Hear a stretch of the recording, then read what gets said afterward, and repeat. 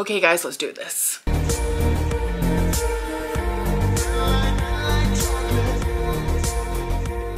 So this is the video where I talk about all of the series that I read in the year previous, this year being 2022. I do make a mid-year check-in of this video, which I am going to be referring back to because it saves a little bit of time in this one. So if any of the series are ones that I've spoken about at the mid-year point, I'm just going to refer you back to that video. And in this one, I'm just going to mention them briefly. So if you want to know like a synopsis or my thoughts on those particular series, that is the place to go. And I will link those videos down in the description box. This video is going to cover absolutely everything to do with any series that I read from in the year, but we have 4 sections today. 2 of them are going to kind of be split into 2, so it's like 6 in total. But the first one is all of the series that I DNF'd in the year. The second is all of the series that I completed in the year. We then have all of the series that I'm up to date on. That one is split into 2 sections. The first one is series that I'm up to date on where there is no current release date for a sequel in 2023.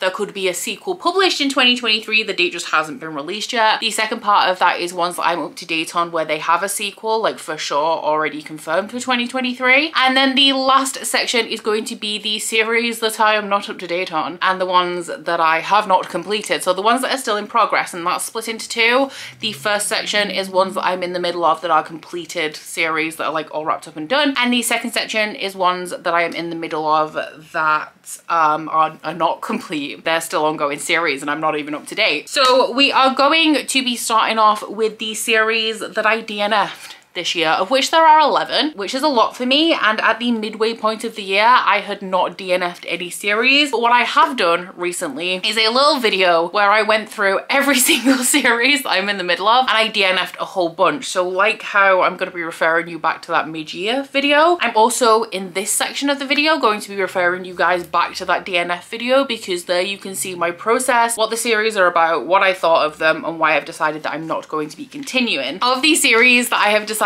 not to continue that were included in that series DNF video, the first one is Never Never by Colleen Hoover and Taryn Fisher. This one is a YA contemporary serialized novel. We also have Zodiac Academy by Caroline Peckham and Susan Valenti. This one is like a new adult fantasy romance series. I read 2 books in this series. We then have the Underworld God series by Karina Halley, which is a fantasy romance with Norse mythology, and I read 1 book. We also have the Bridgerton series by Julia Quinn, which I haven't officially DNF'd. It's just I'm not going to continue unless I find any of the books secondhand. And I just read the first book in this one. It's a historical romance series. Then there is the Dreamland Billionaire series by Lauren Asher. This one is a contemporary romance trilogy. I read the first book. And then the last one that's been previously mentioned, this one was in one of the mid-year check-in videos, but not as a series I DNF'd. It was one that I was up to date on. That is the Kithamar series by Daniel Abraham, the first book being Age of Ash. The second book is being published in 2023. I think there is a cover and a title for it. I personally just I didn't find this interesting enough to continue, but it is an adult high fantasy series that is very character driven, but in a way where the city is the character, I would say is the best way to describe it succinctly. Moving on to the ones that I have not yet spoken about, the first one is Ordinary Monsters by J.M. Miro. This is the first book in the Talents trilogy. This is all that's published to date in this series. It is an adult fantasy that is set in the 1800s, all over the UK, a little bit in America as well, but predominantly it surrounds this institute that is located in Edinburgh, and it is an institute for children with magical powers. The main plot in here is that we're following a couple of headhunters for the institute who go out and search for orphans to bring back to the institute. There's a lot of mystery surrounding this institute and also its practices, and there is a bad guy who used to work for the institute that has been corrupted by like a bad magic and is the main kind of villain that we're facing in this story. Ultimately, I enjoyed the atmosphere of this, but 200 pages in, it started to get really boring to me. You're not really connected to the characters in here, but the plot isn't fast enough to keep you hooked. So while it was okay and I gave it 3 stars, ultimately it was too long and too boring for me to want to continue the series. Next up is The Bright and the Pale by Jessica Rubinkowski. I actually couldn't tell you anything about this at this point. It is a young adult fantasy, and all I can say, like the reason why I DNF'd the series is because this was was the most generic YA fantasy I've ever read. Every plot point was one that we've seen 10,000 times before, and I knew what was going to happen before it happened. So I think it's about a girl who's from this mountain village, and the village was frozen in ice, and she thinks her best friend is dead, but it turns out he's alive. And the guy who doesn't have him captive, but the guy who knows where he is, says that she can go to him if she leads him to the village, the frozen village where she's from. Obviously she's in love with her best friend, because of course she is. It was okay. I listened to the audiobook, I think, and it was an okay time. It's just literally nothing compelling or mysterious about this book. I've read it literally 1,000 times before. Sadly, very, very sadly, we have the Realmbreaker series by Victoria Aveyard. I'm a Victoria Aveyard fan. I love Red Queen, adore it. One of my favorite series ever from back in the day. Still has a special place in my heart right now. So I was really excited to read a multi-perspective high fantasy from Victoria Aveyard, but it didn't work for me. Once again, too long, too boring. This one is about like a chosen one character whose twin brother is upset because he's the younger twin, so he was discarded while the elder one was raised up to be the chosen one. So he has decided that he is going to rip open all of these portals in the universe, which will eventually cause the dimensions to collapse in on themselves. So during this battle between these two brothers, the chosen one falls, and the only two survivors from this battle race back to their own kingdoms to try and rally a force against this guy who's going to cause the dimensions to collapse. However, for whatever reason, the rulers of these kingdoms don't want to intervene. Either it's not worth their time, they don't care, they don't think they stand a chance anyway. And so these two people put together a group of heroes to journey around and close all of these portals. Lord of the Rings-esque, Wheel of Time-esque kind of plot, where we have a quest and a group of adventurers, and the group kind of gets bigger as we go through the story. Nothing really happened. I wasn't connected to the characters, and the plot kind of wasn't going anywhere. The only thing I cared about in this series was a couple of the villains, which would be the only reason why I continued if I did. But obviously that's not really worth it, because relatively they played a pretty small part of this story. We also sadly have the Old Kingdom series by Garth Nix, the first book being Sabriel. I read Sabriel and then I DNF'd Lyriel. This one is a story about a young necromancer who attends this boarding school, and one day a messenger turns up and delivers her father's weapons and equipment to her. So she takes this to mean that her father's dead, but she doesn't think he is, so she journeys to kind of free his soul instead of taking up his position. Like, he sent her the equipment so she can take up his position as the Aborson, which is like this powerful necromancer, and she decides to try and save him instead. This is a classic YA fantasy. It's not exceptionally old. I think it was published in like the 90s, but it reads like a classic, and because of that I just really didn't get on with it. I understand why people would like this, but tonally, writing style, narrative style, not something that I enjoy, so I decided just not to continue. And similarly, I DNF'd the 5 Crowns of Ocrith series. I read the first book in this series and I DNF'd the second one. The first one's the High Mountain Court, the second one's the Witch's Blade. And this one, once again, just the style and the tone of it is not something that I typically enjoy. It is about a red witch who is from this kingdom that has been destroyed, and the red witches have been hunted since the destruction of this kingdom. So this girl has been in hiding, and one day this Fey prince turns up and asks her to help him reinstate the royal family of this destroyed kingdom. So she goes along with him to help him out. It is a fantasy romance, so we have a romantic plotline in here as well. But it was very, very fast paced, and with my fantasy romance I prefer them to be a little bit slower and a little bit more character driven, because I want to like believe in the romance. I want the stakes to feel high, and the plot is kind of, I like a strong plot. I like to want to die for the characters by the time we get to that plot, and just because of the style of this, it was more fast-paced and more plot-driven than I typically enjoy, so I decided once again that there was no point me continuing the series. Next up, we will talk about the series that I finished in 2022, of which there are 11.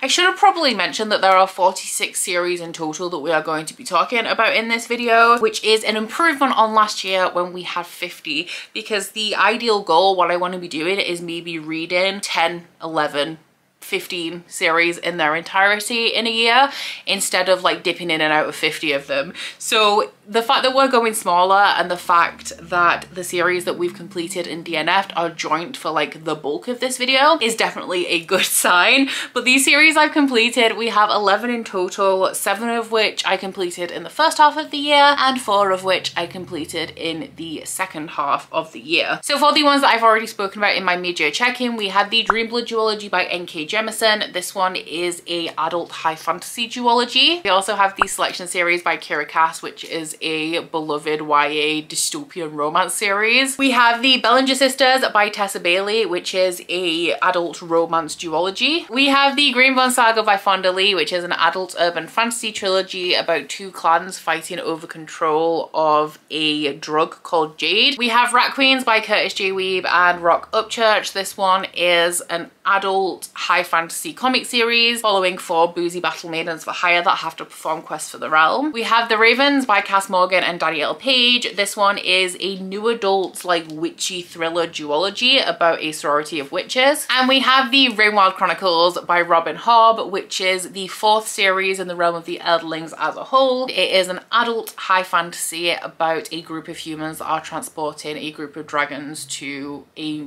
better location for them. That is a perfect segue into the first one that we haven't mentioned before, which is the Fitz and the Fool series by Robin Hobb. This one was the final series in the realm of the Eldlings and the conclusion of Fitz's story. It was emotional, it broke my heart, and I honestly just don't want to talk about it. The last book in this series was one of my best books of last year. The Realm of the Eldlings is an epic fantasy story with 3 of the 5 series following Fitz, who is the bastard son of the prince in waiting, and he's transported to Bookkeep, where the royal family live, only to find out that his father has abdicated the throne and abandoned him. So he's raised by the stable master Burrich up until he comes of an age where the king takes an interest in him and trains him to become the royal assassin. This is following him from the ages of 48 to early to mid 60s, if I remember correctly. It was heartbreaking, it was poignant, it was beautiful. It had so many little bits and pieces for people who've read the entire thing and not skipped the Live Ship Traders and the Rainwild Chronicles, and I had an amazing time and my heart is broken. One of my favorite series ever. That's the Realm of the Eldlings as a whole, not like this trilogy specifically, but also this trilogy specifically is one of my favorite series ever now. We then had the Devouring Grey duology by Christine Lynn Herman. I read the first book way back when, and I finished up the duology by finally reading the second book, which is The Deck of Omens. This one is a YA duology that is set in a small town in New York State, and it's about these group of kids that are the descendants of the founders of the town, and the founders have a very important role, which is holding back the grey. There is a parallel dimension where a beast resides so that the beast isn't slaughtering the townsfolk. So our main character returns to this town not knowing that she's part of this legacy, and things aren't going so well, so she has to play her part in getting things under control again. I really like Christine Lynn Herman's writing. I don't read a whole ton of YA anymore, but I think I will continue to read from Christine Lynn Herman because I think that she writes very atmospheric, spooky-ish books with a cast of characters that you can root for that are also really compelling, which is all I can really ask for, to be honest. I also finished the Aurora Cycle by Amy Kaufman and Jay Kristoff. I read the first 2 books in the year that they were released, and I finally read the 3rd book last year. This one is a multi-perspective young adult space opera that is following a flight crew led by Tyler, who was supposed to finish at the top of his class and have his pick of crew, but when the graduation ceremony was happening, he actually stumbled across this wreckage. It's like a 200-year-old ship that was coming from Earth, and he finds a girl called Aurora. So when he gets back, he has the dregs of his class to form his crew, and when they set off on their first mission, they find out that Aurora's stowed away on their ship, and this sends like a lot of government bodies chasing after them. I really enjoy sci-fi that's written by Jay Kristoff and Amy Kaufman. I think it's really compelling, it's really fast-paced and fun. It's funny, a little bit on the nose and cheesy, but it has like high stakes and really dramatic moments, and it's just a good time, to be honest. And then the last one that I read in 2022, like the last series I completed, was Azumanga Daioh. This one was a bind-up of the entire series, and it is a contemporary manga series. It's a slice of life about these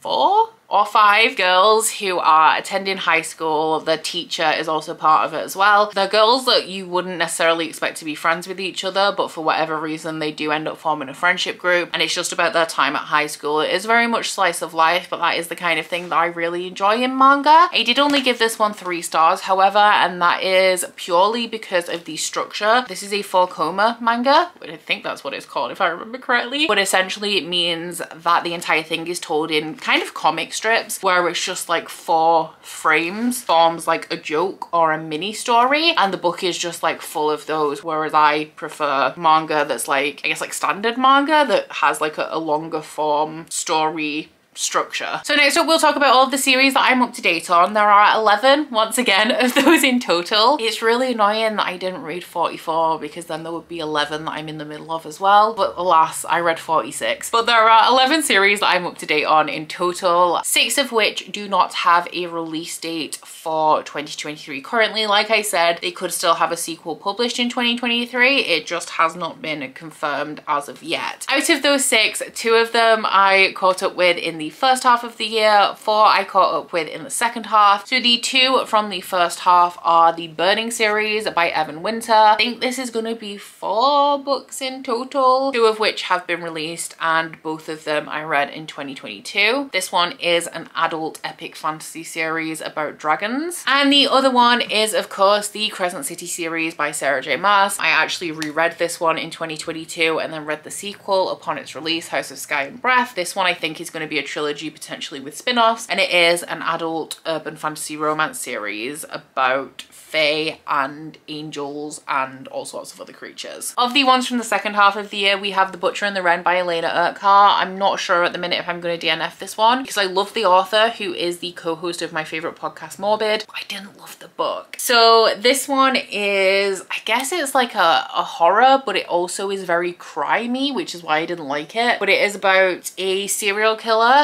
who you follow while he's hunting his victims, and also a forensic pathologist who is hunting him while he's hunting his victims. I liked the way that it was written. We also have an interesting plot twist in here that I didn't see coming, but arguably I didn't see it coming because there was no reason I would, because there was nothing that really led up to it. And I think that the writing of the characters' personalities are a bit too similar, so the writing like doesn't differentiate between them, so it makes sense in terms of their character, but it doesn't show like a range in the skill of the author, I guess. So yeah, ultimately it was just very meh for me. I do really like the author and I want to continue to support her because I am a Morbid fangirl, so we'll see. I also read volume 10 in Saga by Brian K. Vaughan and Fiona Staples, which made me cry. Not as much as volume 9, but it made me cry, and I also reread volumes 1 to 9 in 2022. So this one is an adult sci-fi series that is Romeo and Juliet set in space. It is about a couple, with one of them being from a moon and one of them being from a planet, that are at war. So they were both soldiers and one of them was captured by the opposing army, and that is how they met and fell in love. They end up having a child, which is the start of this story. From that moment on, they are on the run as the authorities from the planet and moon are hunting them down. This is very emotional, it's very heartbreaking.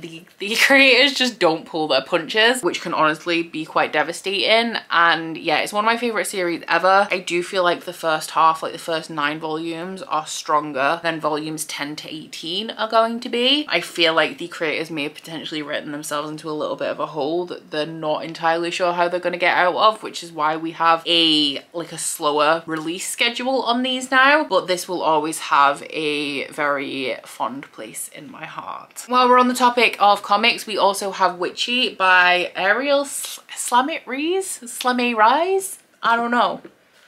Hamilton. Honestly, at this point, I feel like Brie is less of a pain in the arse. So this one is a bind up of a webcomic. It's a young adult high fantasy that is set in a kingdom where the strength of your magic is determined by the length of your hair. However, if your hair is too long, if you are too strong, then you are hunted down and killed for being a witch. So our main character actually saw this happen to her father, and because of that, she has disguised the length of her hair because she doesn't want to be forcibly drafted into the army because of her strength and end up essentially following in her father's footsteps. And as well as that, she doesn't actually really have any magical abilities. The main character ends up going on the run to avoid having to join the army. I didn't expect a whole ton out of this when I started it. I wasn't expecting to love it, but I was very surprised and I had a really good time with volume 1, and then I also read volume 2, which I think is available on like Kindle Unlimited or Scribd, but I do want to get a physical copy eventually. And the last one from this section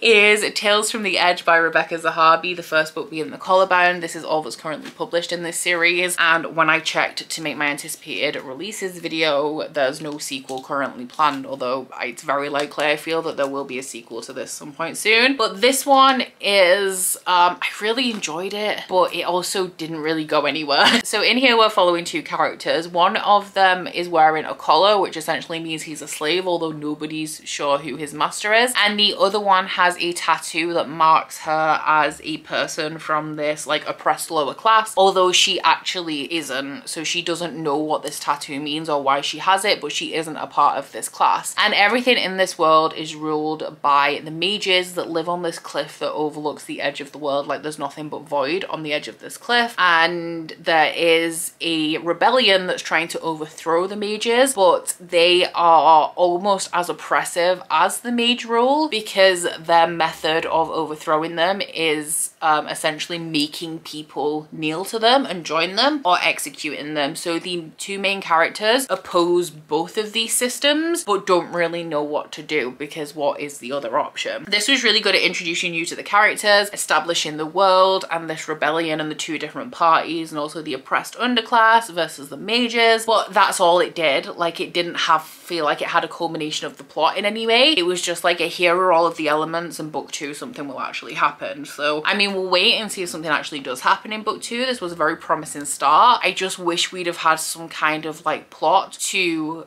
lead through this book, to have like a narrative for the book to follow and be a bit more cohesive and feel like a book and not just a prologue, you know? I also have 5 series that have sequels that are scheduled for 2023. So this is essentially like a glimpse into my anticipated releases video, which will be coming very soon, I think within the week. But of those 5, 2 of them I caught up with in the beginning half of the year. The first one of those being the Fortuna Swan series by KJ Sutton. This one is an adult indie fantasy romance series, and it is a fairy romance. And the second one is Lore Olympus by Rachel Smith, which is an adult fantasy romance Hades and Persephone retelling, and also a webcomic that is currently being bound up into physical installments. So when I'm caught up, I mean I've read all of the physical installments. I haven't read like up to date with what's available to read online. Of the other 3, the first one is Her Majesty's Royal Coven by Juno Dawson. This is one of my like almost best of 2022, as this is a contemporary fantasy series about a coven of witches that were close when they were children. They ended up going to war against the warlocks, and most of them left Her Majesty's Royal Coven after that, which is like the official coven of the country, but one of them stayed on and ended up becoming the High Priestess. So the High Priestess has discovered a prophecy that says that when the Sullied Child arrives, it will herald the end of days, and she thinks that she's found the Sullied Child. So she contacts her friend who is a member of her coven, or like the coven they had when they were children, and she agrees to take the child and rehabilitate them so they don't become this Sullied Child figure that is going to raise the demon that heralds the end of days. I really enjoyed this. It's set in the north of England, which is obviously where I live, where I've lived all of my life. It takes place in various places across the north of England as well, all of which are places that I've lived. I had a really good time with that. I really enjoyed the plot. I really enjoyed some of the discussions on things like transphobia, queerness, and race that happened in here, and I'm eagerly anticipating the sequel. We also have, these are all just first books in series that were released in 2022 and have sequels in 2023 essentially, because the next one is The Blood Trials by Annie Davenport, also one of my almost best of 2022. This one is very much like Red Rising, which is one of my favorite series, and it is following a girl called Ikenna whose grandfather was somebody high up in the military and he dies. So Ikenna is planning on taking a year off to grieve, up until her grandfather's advisor says that he actually suspects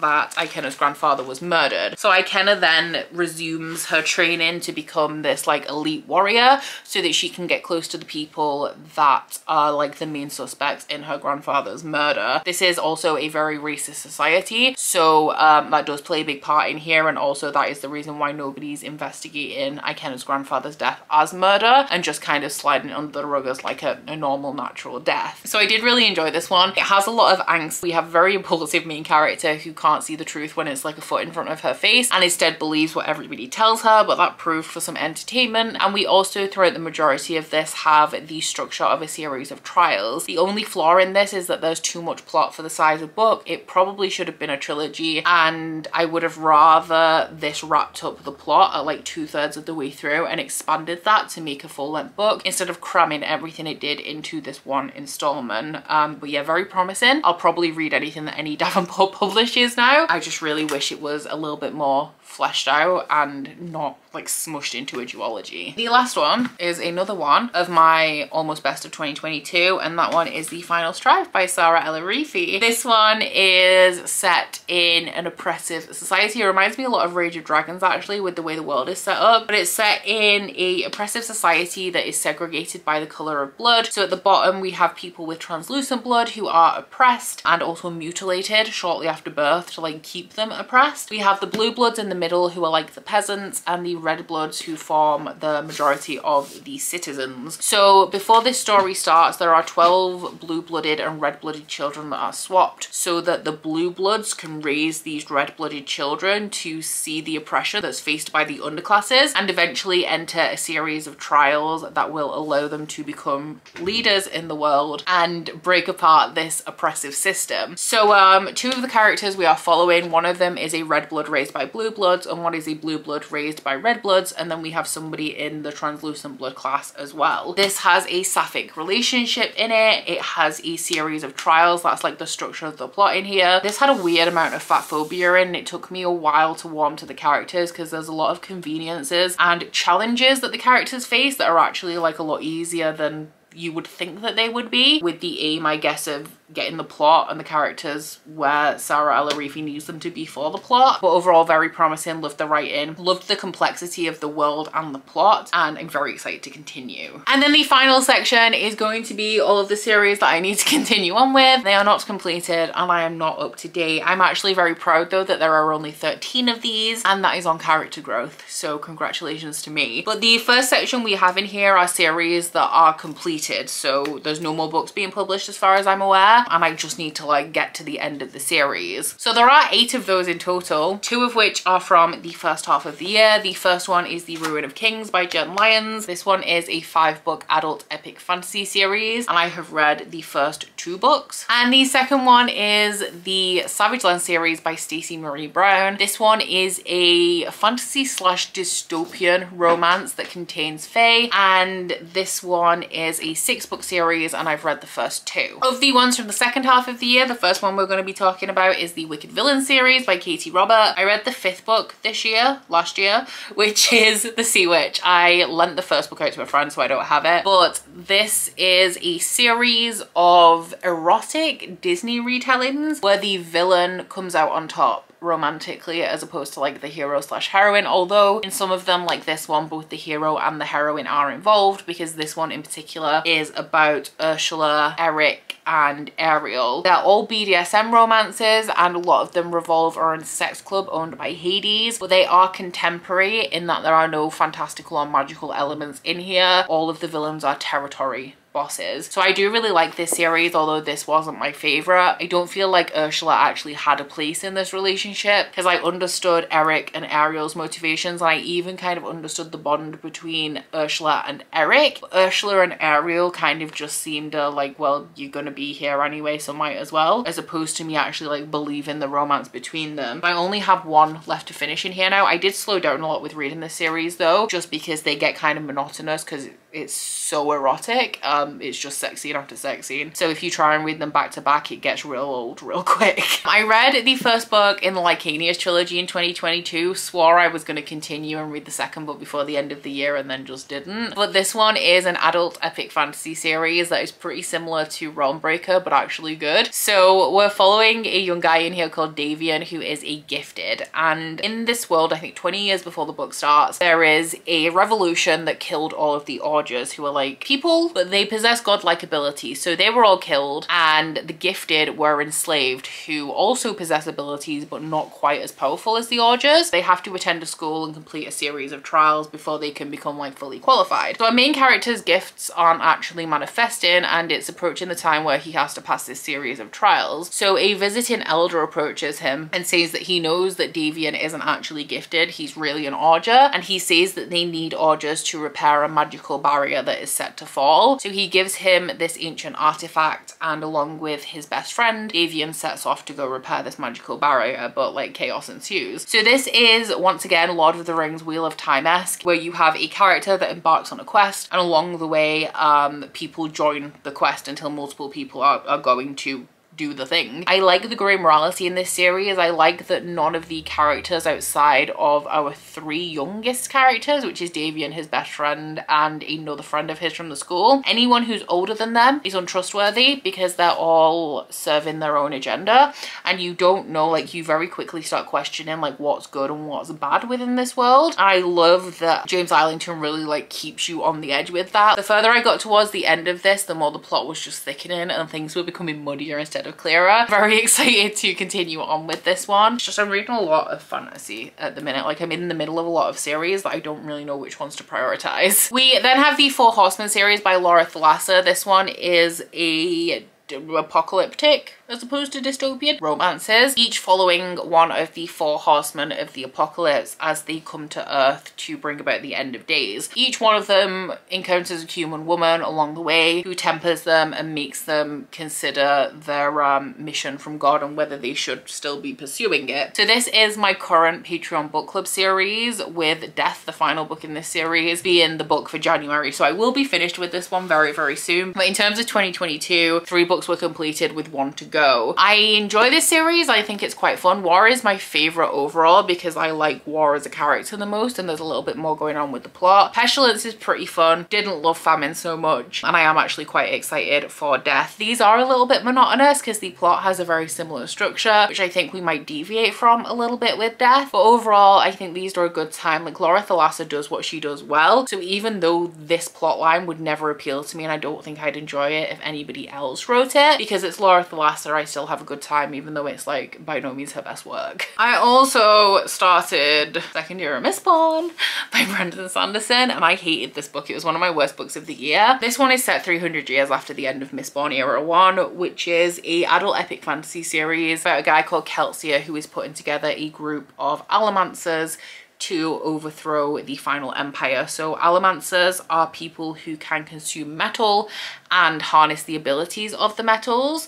And then after that whole plot line resolves, 300 years later, this one starts up, where we're following a guy called Wax who is returning to Elendel, which is the city, to become the head of his household after he spent 20 years in the Roughs, which is pretty much the Wild West. So he's struggling to let his earlier lifestyle go because this wasn't like what he chose for himself. He shouldn't be the heir, and he finds out about a series of train robberies where hostages are being taken, and he ends up trying to figure out who is responsible for them. So I don't like the writing style in here. I don't like the characters. I hate gunfights. Didn't like the Western setting. I had a lot of hope because it was Sanderson. I thought he'd actually make me enjoy these things. I was wrong, but I am going to continue because it's the Cosmere, and realistically it's a very small portion of the Cosmere that I can force myself through to get back to the good stuff, because this is 4 books and done. And in terms of Sanderson, they're actually all pretty short, even though the later ones are a bit thicker. Right at the end of the year, my last book of the year started a new series because I'm an idiot, but that was the Brutal Birthright series by Sophie Lark, which is my first mafia romance. So this is following 2 feuding families, one of which are from the Italian mafia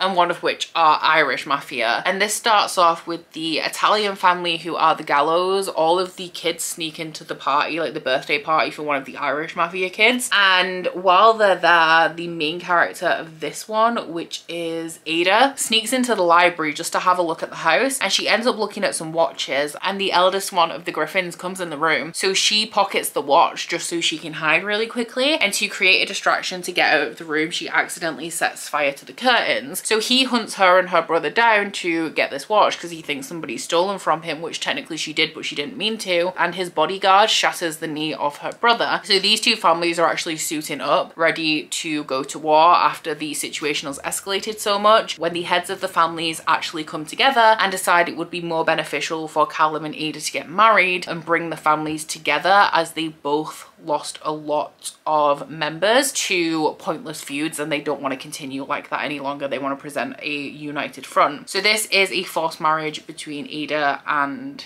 Callum. I really enjoyed this actually. It was super addictive, super compelling. My least favorite thing about it weirdly was the romance, which you wouldn't think because it is a romance, but I really enjoyed just being in this world. The writing was super addictive and like the romance was decent. It's just I would have preferred it to be a little bit slower for me to really root for it, but it was a good time. I had a really good time with it, and I'm really excited to read more from the series and more from Sophie Lark. And then the last series, I think, yes, is a completed series. I think this is completed because I think they started working on like a different iteration of this, but that is the Buffy reboot by Jordie Bellaire and Dan Mora. This one is a modernized reboot of the 90s TV show Buffy the Vampire Slayer, where it just brings everything into the 21st century. So I am, I think, 3 volumes into this, and I read the 3rd one in 2022. Yeah, that's right. So I feel a little bit catfished by this actually, because the first volume was fire and the second 2 just haven't quite lived up to that height, especially when it comes to the art style. I am going to continue with it because I really enjoy the writing of this,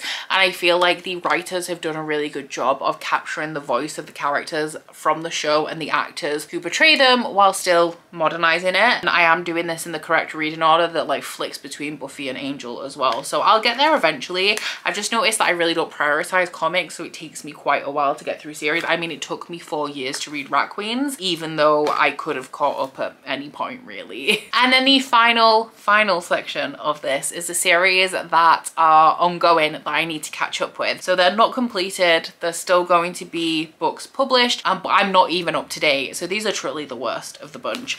But there are 5 of these in total, one of which I mentioned in that mid-year check-in, which is the Plated Prisoner series by Raven Kennedy. This one is an adult indie, well, it's distributed by a publisher in the UK now, but it was an indie fantasy romance series. And then of the ones from the second half of the year, the first one is the Souls trilogy by Harley LaRue. This has 2 books currently published, and I have read the first book, which was one of my favorite books of the year. That one was Her Soul to Take. And this is a paranormal fantasy romance series with the first book. Each book follows a different couple, but the first one is following a young woman called Ray who returns to the town that her family are from and accidentally summons a demon, and they team up to take down the influential family that are trying to sacrifice people and feed them to the god that slumbers under the town so that the god will rise. I really love the atmosphere in this series. It was very transportative and reminded me a lot of like Twilight and like Hush Hush in atmosphere only, but it was very like nostalgic in that way. Do check out the kink list that is available on Goodreads if you want to get into this series, because it does delve into BDSM a little bit. But honestly, Leon, love of my life, really want to continue this series, but I just don't think anyone can top Leon. You guys are telling me that they can. You guys are telling me that Zane is the one, but I don't believe you. We also had Magnolia Parks by Jesse Hastings, which I had such a good time with this. This is an unconventional romance where like the couple don't have to end up together at the end. It's like Gossip Girl in London, and it's like Chuck and Blair at their messiest. So this is following Magnolia and BJ, who were together when they were teenagers. They've been best friends their entire life. They had a relationship. BJ cheated on Magnolia, and now they go out of their way to make each other's lives miserable while also being best friends and sleeping in the same bed every night. The writing in here I adore. It's so metaphorical, and it really enhances this teenage infatuation type atmosphere that's going on throughout this book, which I I loved because it's just perfect for the shenanigans. These are obviously not role models. It's not a couple that you want to emulate, but oh my god, do I love watching them be toxic and petty to each other. So this is definitely one that I want to continue on with in 2023. The next book follows Daisy. The third one comes back to Magnolia, and then the fourth one I think follows Daisy again. There's other characters in this series as well that I feel like there's a good chance Jessica Hastings might follow in the future. So I'm excited to see it all play out, and honestly, if you read this, just grab your popcorn and have a great time. And then the last two are two very popular, very long paranormal romance series, both of which were actually good considering I don't really like paranormal romance. The first one was the first book in the Psy Changeling series, which is Slave to Sensation by Nalini Singh. I have just read the one book in this so far. I think there's like 13 books total, with books still being published. I don't know how long it's supposed to be. Like, I don't know when Nalini Singh will be done, but as of yet, there are still books being published. I know that there's different iterations in this series as well. I think there's a little bit of a spin-off, so I don't know the ins and outs of it. I just know that things are still being written in this world. But I believe that every book in this series follows a different couple, and they're all either Psy or Changelings. So what I really liked about this series, or this book, is that the world is a little bit more complex than I've come to anticipate from paranormal romance, where we have the Psy who have had emotion bred out of them. So they're really cold and unfeeling, and they rule the world because they can do so logically without the influence of emotion. And then the other characters we have in this book or the series are shifters, who obviously are ruled by emotion and instinct, and that is how they make their decisions. So I think every book in this series is going to be following a different couple, and I'm assuming they're going to be fighting back against the Psy because the Psy do not tolerate emotion. They consider it to be a defect. So if they find out that you're experiencing emotion as a Psy, then you'll kind of like be, I guess, reprogrammed. So I did really enjoy it. It's just I don't really like books that follow one couple per book, especially if they're not going to be like thick and like detailed and slow burn, I guess. They're just not the kind of books that stick with me, I feel, is what I'm saying. Probably the best paranormal romance I've ever read was Dark Lover by J.R. Ward. This is the first book in the Black Dagger Brotherhood series, where I think just like up to book 18, I don't know, but I know that there's 6 core Black Dagger Brotherhood books, and then it moves on to like different groups, I guess, of the Black Dagger Brotherhood. But I've just read the one book so far, but I really liked it. So this is a paranormal romance series that is obviously very beloved. Everyone knows what this is, but it's a vampire series. The Black Dagger Brotherhood are this group of elite vampire warriors, and the main guy in here is set to be the king. However, he doesn't actually want that responsibility, and his friend actually asks him if he will take his daughter under his wing because she's about to transition, which is a difficult time for vampires, and he doesn't really want to do it. Like, Raph doesn't want to do it, but his friend is murdered by vampire hunters, and so he decides to take this girl in and train her, and it is a romance between them. The thing that I really liked about this is that I liked the writing. Considering it was published in 2005 and it's paranormal romance, it holds up pretty well, and you can tell that there is a plot here. Like, it's also multi-perspective, and we have the introduction of a lot of side characters that I know are going to play a part in the plot and also have their own books later on. My favorite character in here was Butch, and I'm really glad to know that he does have his own book. There is a plot brewing that is going to be, I assume, about the Black Dagger Brotherhood and the vampires versus the vampire hunters.